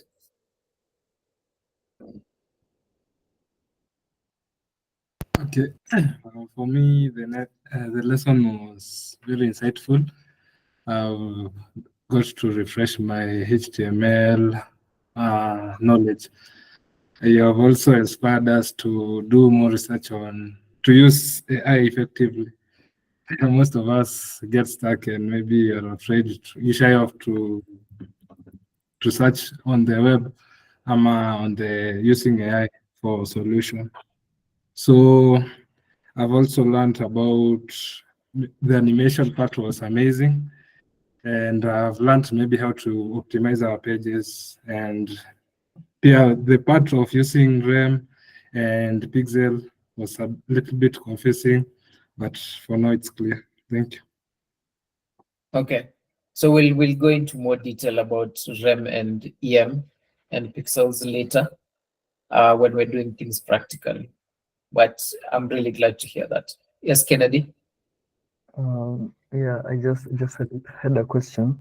What's the difference between the flex box, like using flex and using grid, and like yeah, because I don't know if we can achieve the same things. So grid and flex are pretty similar. Grid and flex are pretty similar, but I would say flex is when you want when you have content that you don't know the exact width and height for. Like grid gives you a solid way to do rows and columns, while flex is more of the flow. How do I explain this easily? Let me give you an example, a practical example.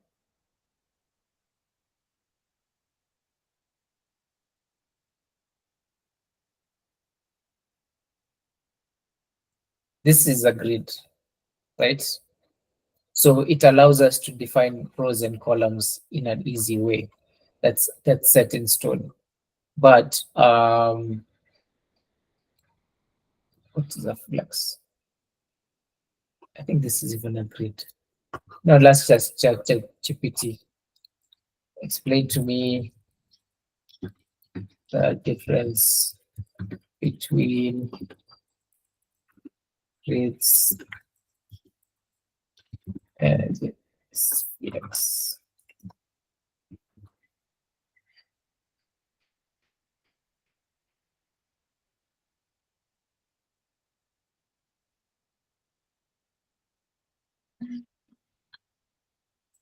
No, you talk too much. Let me teach you a trick for ChatGPT. You do this, and then you tell it no yapping.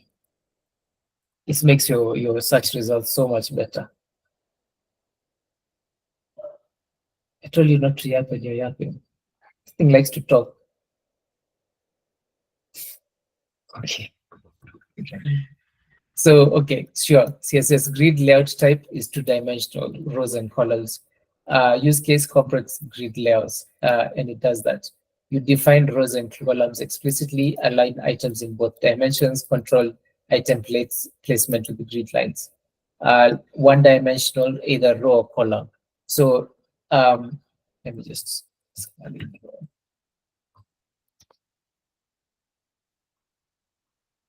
So for CSS grid, you'll have two dimensions, right? You define the rows and you define the columns.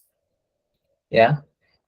So you define there'll be an element here, an element here, an element here, an element here, an element here, and it'll, regardless of the size of the screen, it'll try and fit into this model. But CSS Flex will always follow either a row or a column. So itajaza elements huku, huku, huku. If you don't set flex wrap, it'll even continue there. But if you set flex wrap, itakuja hapa. And it just flows in one direction, but grid flows in two directions. In practical terms, most of the times, the reason why I used flex and not grid is most of the times you just need flex. Flex is the simpler ones. Flex is used the majority of the time. When you need to use grid, you can go and create a grid box for yourself. But in general, I suggest just using flex because for 90%, like 90% of the scenarios, you'll just need flex. Yeah. Yeah, thanks. I was turning between like which one to use, like and when, but thanks. This clears things up. The thing is, the only reason why I use grid, in reality, the only reason why I used grid here That's the only reason I used grid here, is because of this alignment. When there's only a few cards left, you see how it pangas this nicely, because there's a grid layout. If you used flex for this, let me try. If you used flex for this instead, sorry. If you use flex for this instead, we said flex wrap.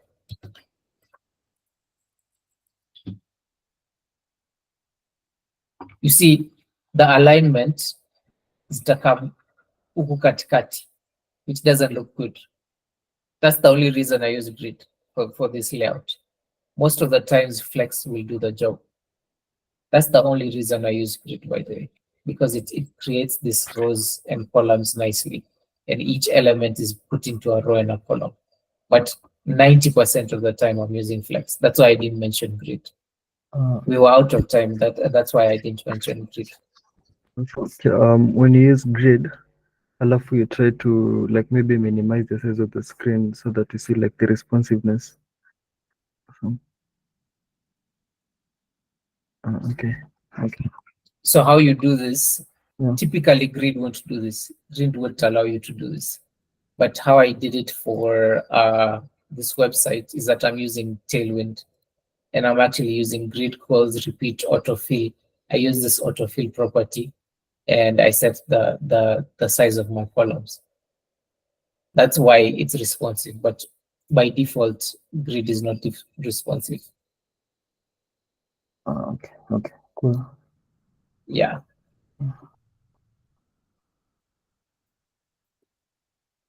Any other comments, feedback? I see some people have written in the chat. Great to finally understand Flexbox. That's great. I'm glad to hear that. Once you understand the main axis and cross axis, you're Gucci. You are set. Sally says, I really enjoyed the animation part. You know what? We can do maybe more animations since you guys like it. We can do more little animations that are fun. Then Hulda says, I'm glad I had to add additional context to the basics I knew. Yes, so I understand this is a very basic lesson. In reality, we're just doing HTML and CSS. And if you've done any ICT course, most likely you learn it in your first month. So I understand this is a very basic lesson, but I hope I added enough context to the basics for you guys to actually get some value out of this. But anyway, next we'll be doing JavaScript, and we'll be really going into JavaScript. So it'll be fun. Sasa, homework for you guys is create portfolio using CSS and HTML. Basically, that's it. Now I'll show you a few of my inspiration sites. They usually say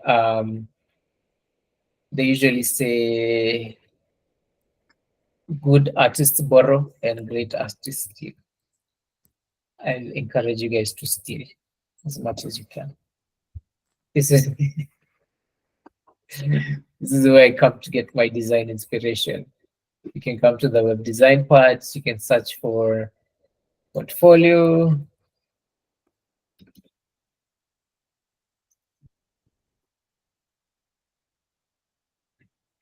Yeah, you can see people's portfolios. You can get inspiration from it, and you can see what you actually want, what your portfolio should look like. So for now, just use CSS and HTML. If you want, you can use JavaScript. I'm not stopping you, but you can look at this website for inspiration. I'll add this here when I share the notes. Get inspiration from here. And if you're feeling brave, I would say adventurous.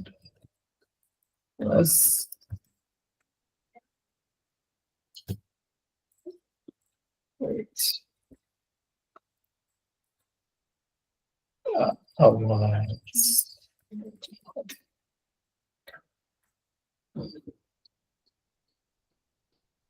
These are the best of the internet.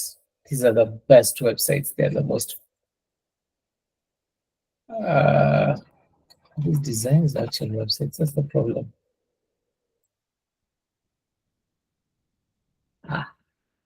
These are the best websites on the internet. They're so. See, some crazy stuff that they do. So if you're feeling adventurous, come look for inspiration on.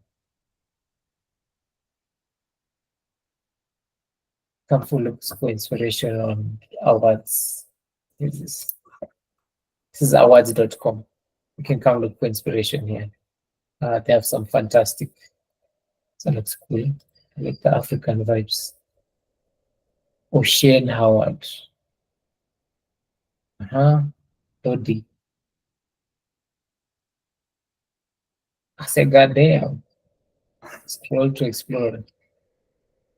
It is stuff.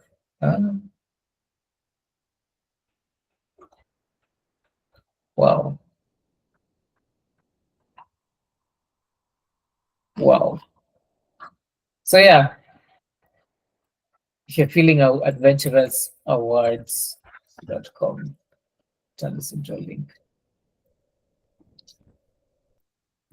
So guys, have a good night. I can't wait to see your portfolios. And the notes will be shared to the Slack channel. Good night. Yeah, so tell everyone before you go, so we have 1 week until our next session, which is next week on Tuesday. So we have until then to come up with some something on the portfolio. So just keep in mind that when you're working on it, feel free to reach out to me anytime within the week.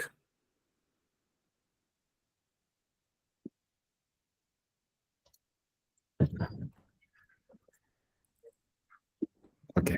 Good night, guys. Good night.